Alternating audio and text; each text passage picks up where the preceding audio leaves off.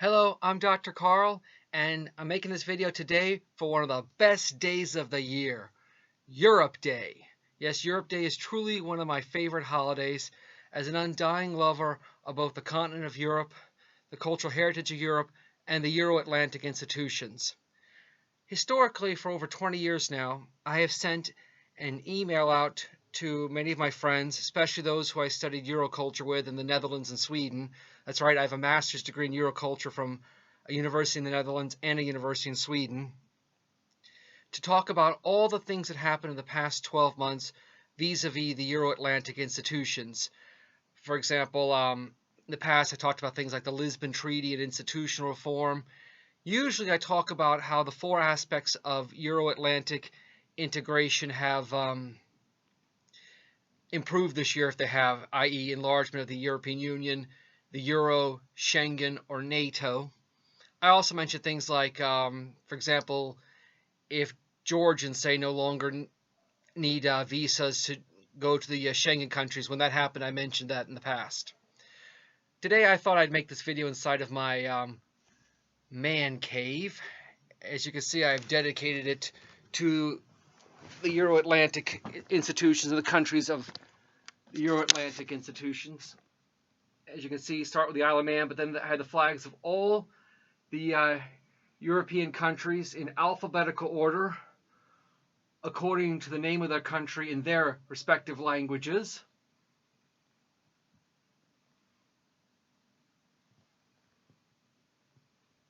And at the end I have Scotland, Wales, and England. And I was a student at the University of Richmond in the 90s. In fact, I graduated on May 9th, Europe Day, 1999. As you can see, that was my license plate, Pro EU. And loving both sides of the Atlantic, I of course have two of my favorite flags on the ceiling that I absolutely love, and I'm proud to be a citizen of not one but two European countries, along with the United States of America. So anyway, to the point of today's video. A lot of positive things have happened in the past year since our last Europe Day. First of all, a shout out to Croatia. Croatia adopted the Euro and joined the Schengen Open Borders Agreement on the same day this year. So both of those enlarged. And as someone who's lived in Bulgaria twice, and I have a PhD from Bulgaria, I am very upset that Bulgaria's membership in Schengen, along with Romania's, has been held up so long. Hopefully in the coming year, both Romania and Bulgaria will be brought into Schengen. This should have happened years ago. Likewise with the Euro, Bulgaria is going to try to join the Euro in a little over a year from now. So hopefully next year on Europe Day, I'll be talking about how Bulgaria has made formal plans to adopt the Euro in the coming year. As for NATO, well, congratulations, Finland. I am so happy to see Finland on NATO.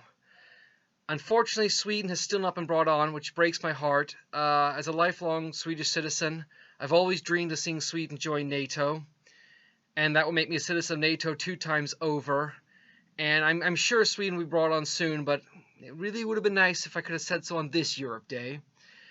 And likewise, for future NATO enlargement, I'm glad to see that Ukraine, Moldova, and one of my 3 countries, Georgia, is now finally on the radar screen for NATO enlargement.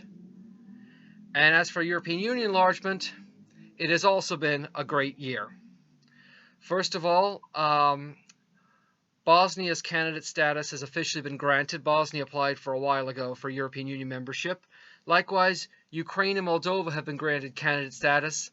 Unfortunately, Georgia just missed it, but the good news is at least Ukraine, Moldova, and Georgia are now on the radar screen. Because up until now, beyond the 11 former communist countries that have already joined the European Union, basically only the Western Balkans were on the radar screen. Beyond that, Ukraine, Moldova, Georgia really weren't even being discussed. Finally, these countries are being discussed, so finally maybe the whole of Europe can be brought onto the Euro-Atlantic institutions like the European Union, NATO, and of course later the Euro and Schengen Open Borders Agreement. Also within the Western Balkans, it's worth noting, I mentioned Bosnia got candidate status. Negotiations have finally begun with both Albania and North Macedonia Those countries have had candidate status for a while, but finally formal negotiations are beginning. And one last note I want to make on this Europe Day. It's been over a year now since Russia's brutal and totally unprovoked attack on Ukraine.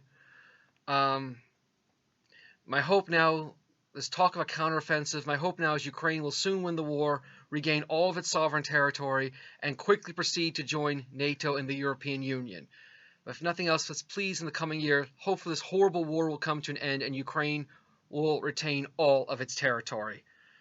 I'm Dr. Carl, and from the bottom of my heart, Happy Europe Day to you all.